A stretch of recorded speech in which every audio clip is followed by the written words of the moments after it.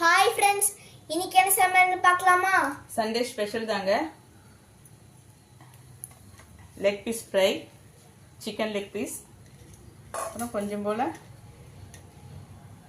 Onion குகும்பை cut பண்ணி வச்சுருக்கேன், salad,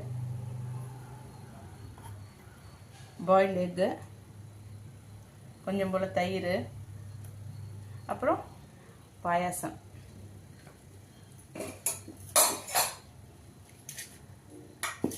சுட சுட சாதங்க.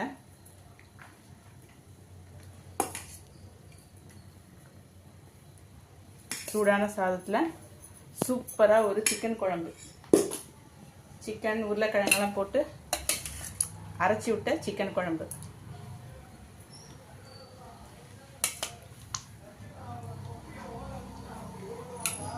ஓகே.